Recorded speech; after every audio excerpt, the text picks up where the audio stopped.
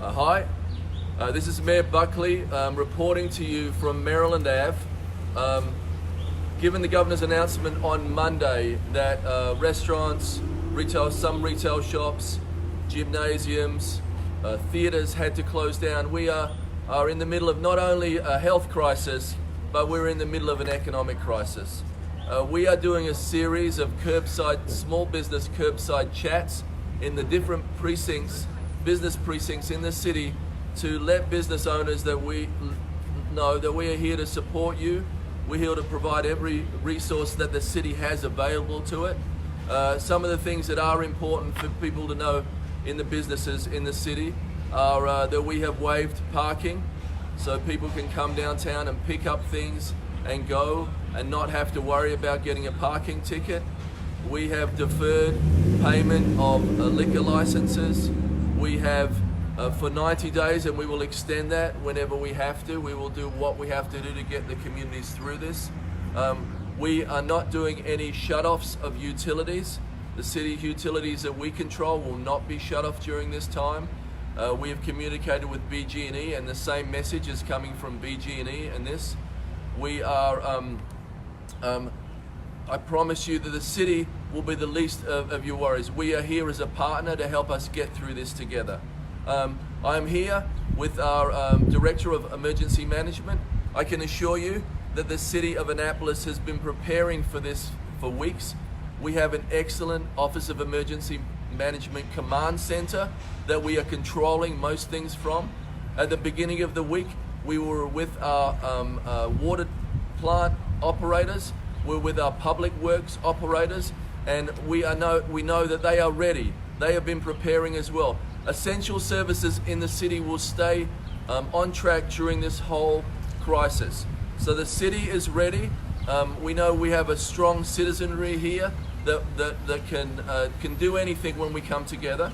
I'm going to hand it off now to our Office of Emergency Management Director, Kevin Simmons, to update you on where the city is. And then after that, we will go over to our Director of Economic Development, Stephen Rice. Thank you. Thank you, Mayor, and thank you for your leadership, Mayor, on this. I'm Kevin Simmons. I'm the Director of the Office of Emergency Management for the City of Annapolis. Maryland's number of confirmed COVID-19 cases are growing. It's important that we all work together as Annapolitans to support the effort to prevent the spread of COVID-19. Before we start, I want to give you the latest stats. So the latest stats in the state of Maryland are, there are 149 confirmed cases of COVID-19. So far, we've had one death. The cases by county are, Anne Arundel County has had 9, Baltimore City 11, Baltimore County 13, Calvert 1, Carroll 4, Charles County 2, Frederick County 1, Harford County 5, Howard County 18, Montgomery County 51, Prince George's County 31, Talbot, Wycomico, and Worcester have 1 each. Right now, as of now, the time that I'm speaking, Annapolis has not had a confirmed COVID-19 case, but that will probably change. So, the city has 10 objectives that it considers in any preparation and planning for COVID-19 defense, this public health emergency that we're in right now. So these objectives serve as our guiding principles in our response to stop the spread of COVID-19. I'll go over our 10 guiding principles. Number 1, provide for the safety and well-being of the Annapolis community for the duration of the COVID-19 event. Number 2, provide and maintain the core essential services of the City of Annapolis government. We will not shut down core services. 3, collaborate with Anne Arundel County Health Department and the health officer to limit the burden and the spread of the disease, minimize social disruption, and reduce economic loss. Number 4, provide the needed stabilization or treatment to those citizens and employees directly affected by COVID-19. 5, identify and respond to any loss of basic life necessities caused by COVID-19 to any disadvantaged citizens or any of our citizens with functional needs. 6, provide for the timely release and appropriate and accurate information to the public during the duration of the COVID-19 event. 7, provide assistance, direction, and support to City of Annapolis employees. 8, collaborate with federal, state, local, and other partners on pandemic planning and response. 9, maintain public order. And 10, minimize the impact of business disruption and its effect on the local economy. And that's why we're here today talking. So, what can you do? Nothing's changed. You want to make sure that you wash your hands often, and when you wash them, at least 20 seconds. Refrain from touching your face, your eyes, your nose, your mouth.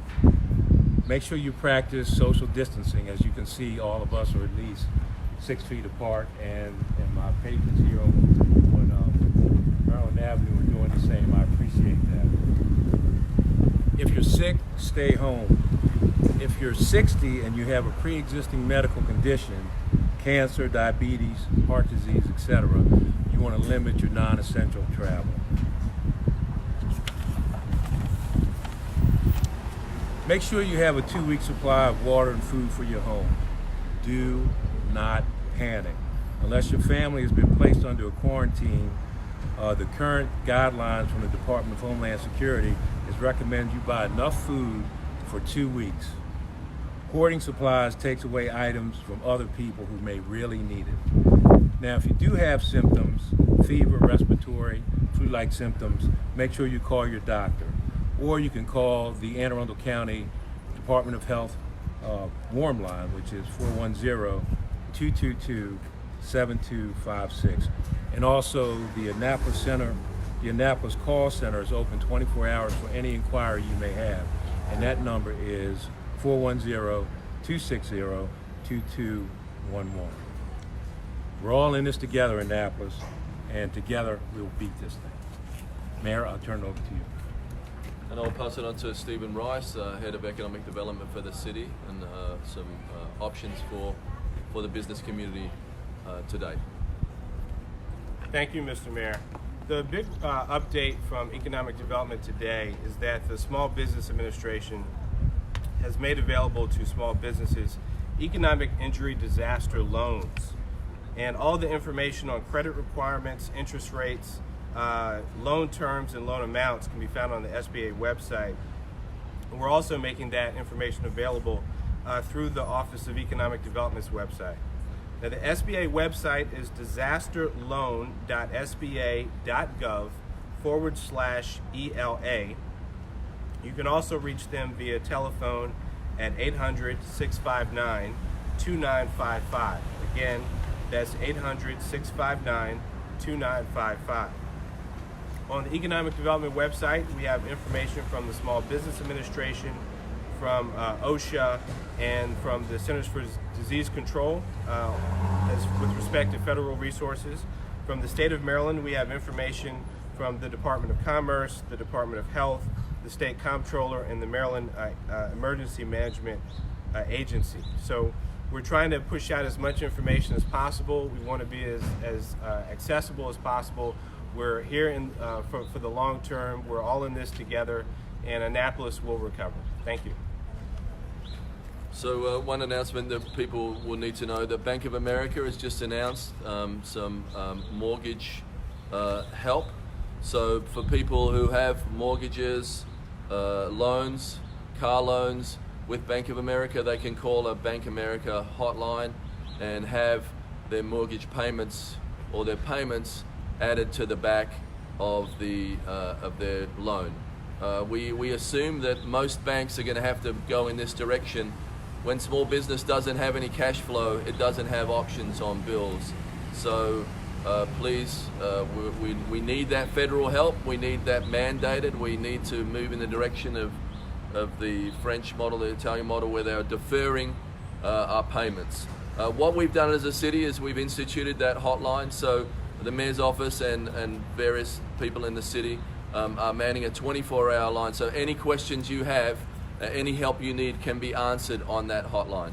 What we've done on the ground in the city is we know that the small businesses, the restaurants are the backbone of the economy in Annapolis. Without people coming to the restaurants and the bars, there are fewer customers around for the retail shops. So we have to sort of acquiesce to what the governor is saying. The governor is showing great leadership on this. We are allowing, obviously, to go curbside pickup. The governor has said that it's okay to take a bottle of wine with your curbside pickup.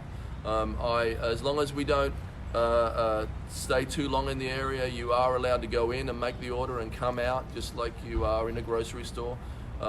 We are trying to think of as many things, so we're coming out to the communities to take ideas from the communities. On the city's website, there is a listing of every restaurant and whether it is offering to go, whether it's closed, whether it does various curbside pickups through the grub hubs and different food vendors in that term. We are here to listen. If anyone has any questions, we'd love to take them now, and ideas, and this city will take those ideas and try to put as much into place as we can. So I'm going to turn it over to anybody here that has a question. This could be a video for an album or something like that. Do you have a sense that Governor Hogan is going to act as most along with maybe the decision to close non-essential, except we are essential to our source of income as well? Do you have any sense that Governor Hogan is making that decision to close all non-essential businesses? So the question was whether Governor Hogan do I have a sense of whether Governor Hogan is going to shut all non-essential businesses? The question is always about shelter in place, whether we're going to go to shelter in place. From what I've read, means different things in different places. I do know what I assume that they haven't gone there immediately in New York and some cities, because if we shut down every business, I mean, that crisis could be worse than a health crisis. So, but I get a sense with the aggressive nature that we're taking on a state level that probably is coming. I don't have any information on that front. But what I have read is even during those times, you're still going for a walk with your family, or you're walking your dog, you're still going to the drugstore, you're still going to the grocery store. So there is some activity. I'll urge that you can pick up other prepared food as well. Will be part of what we would ask in that. It's not about publicly encouraging landlords to offer leniency to their tenants. We have done that in every announcement so far, and I'm going to let Stephen do that again right now.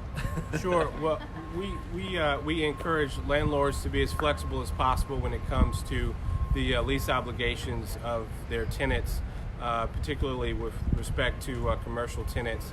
And we're also asking financial institutions to be as flexible as well when it comes to business refinancing, when it comes to renegotiation of loan terms, and when it comes to loan forgiveness. We're hoping that the financial institutions, of course, understand what kind of situation that we're in, and they will be as accommodating as they can. And I would say to that, if any of your landlords are heavy-handed, please tell me at the city, because at the least we can shame them, because this is an unprecedented event in our world, and everybody has to show some compassion at this time.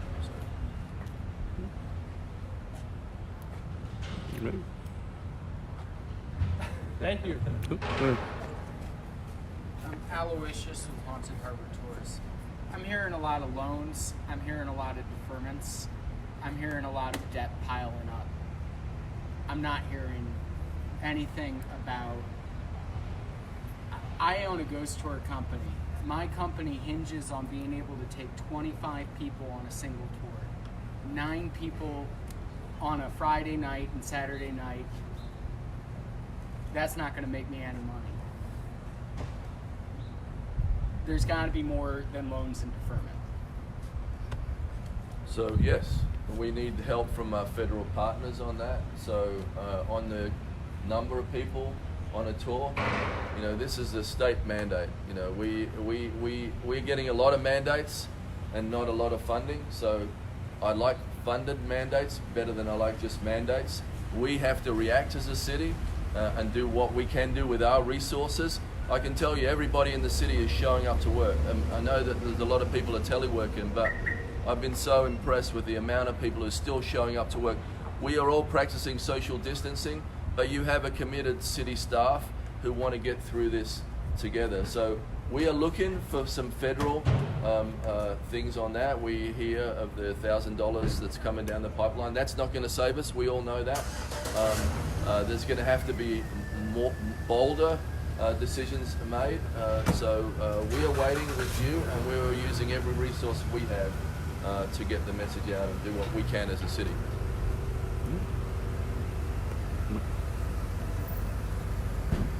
Thank you. Anybody else? So can I just say this is a great business community, and thank you so much for coming out. Thank you for practicing social distancing. This is the weirdest thing that we've ever had to do, and I know that it is strange, but I know that this is a community that has love in its heart, and that this is a time, and for me, if I look at this as a worldwide thing, you know, religious differences, you know, nationalism, you know, individualism, none of that stuff matters anymore, because this is happening to the whole world, and this has to be the time where we come together as a community and realize that this is affecting everyone. You can't hide. So the only way we can get through it is through unity. So thank you for not being too unified, because I like the distance, but your city appreciates you, and thank you.